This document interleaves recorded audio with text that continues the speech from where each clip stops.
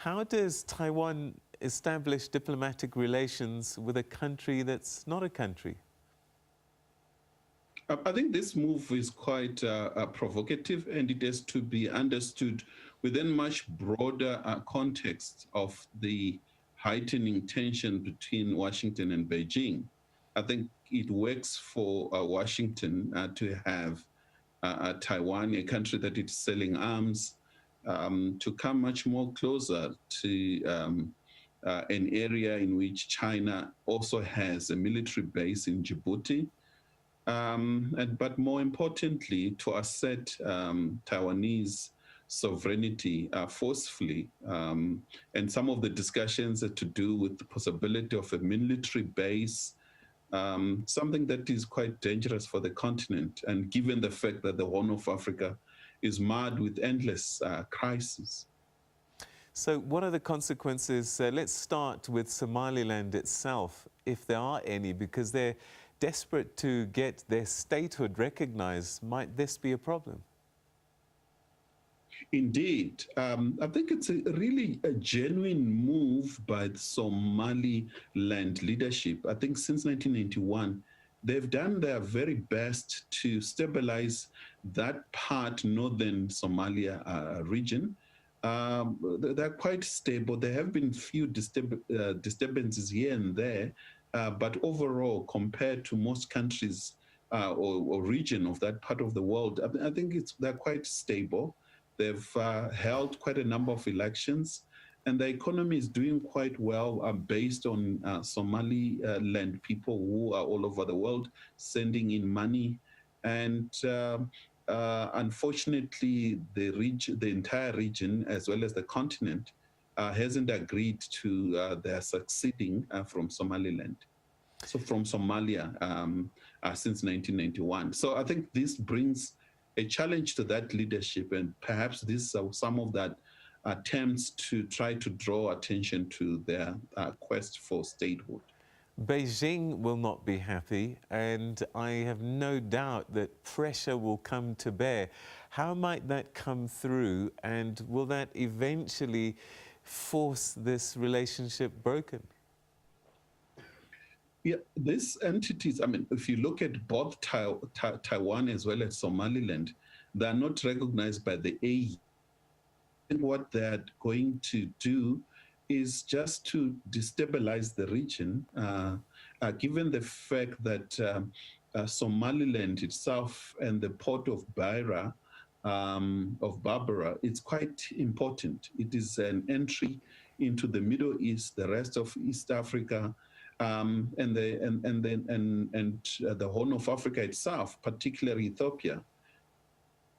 More countries are getting involved to a region that is very tiny, and their capability of handling these big giants, I think, is going to be a problem. And one will expect a lot of tension and destabilization in the long run if they don't handle this matter quite delicately. Will the African Union get involved in this? When it comes to AU, it hasn't pronounced itself on this matter, but one would expect Somalia, as it stabilized. I mean, the last 6 months, a year, I think there's been stability in Somalia, and the more Somalia put its house together and stabilize, I think it will demand more in terms of unification of the broader Somalia, including Somaliland itself. So you might get a bit of tension between Somalia and Taiwan, and unhappiness within the AU.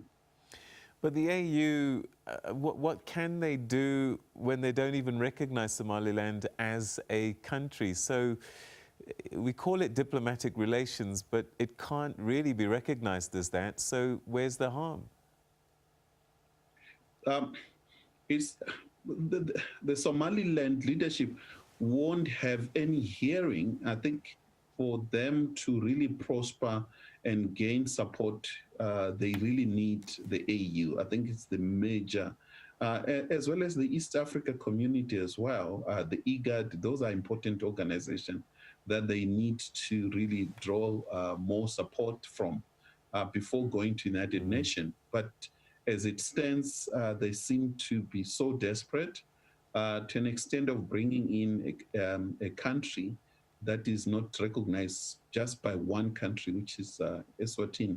So this does not bode well for the continent, and it's an unwise move, and one would expect that this relationship won't go any further.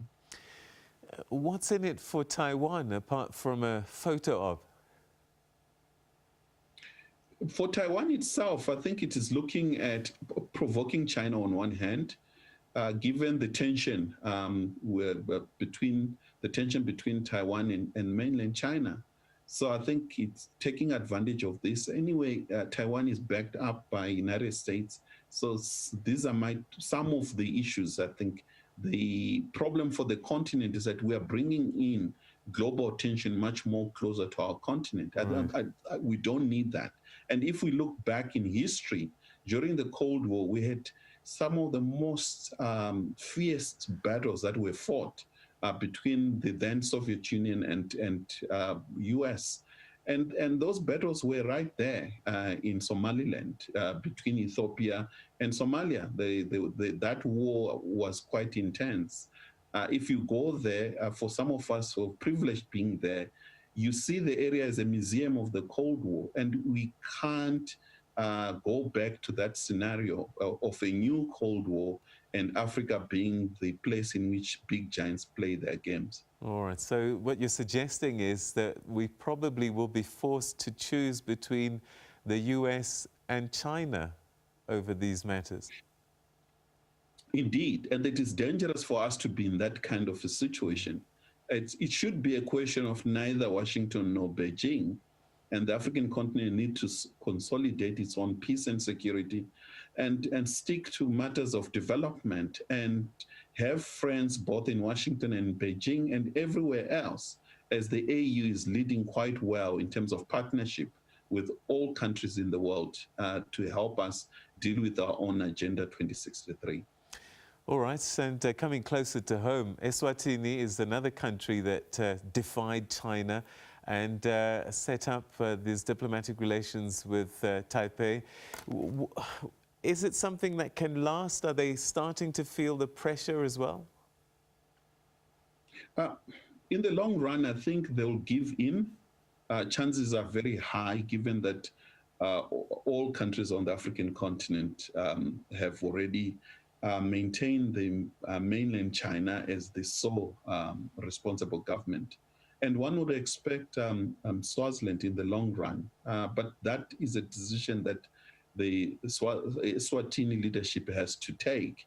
But if we look at the history of other smaller countries such as Eswatini, in the end, they'll give in, given the fact that this comes with incentives, whether in infrastructure development, education, and given the crisis in Eswatini itself, I think chances are high that they will just wake up to a situation in which they have switched to mainland China.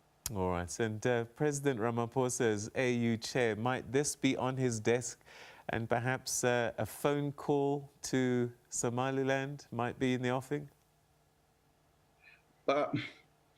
It's unlikely, given the fact that this is not a recognized state, and therefore, unless something big happens in terms of conflicts, the chair of the AU would work with regional organizations such as IGAD to bring peace to all parties. But as it stands, I really don't think it will be the main issue, given the fact that the main agenda for President Ramaphosa as chair of the AU is silencing the gun, and time is running out. We have so many guns that are on in Mozambique, in Libya, and so many other areas that he probably spending more time making calls.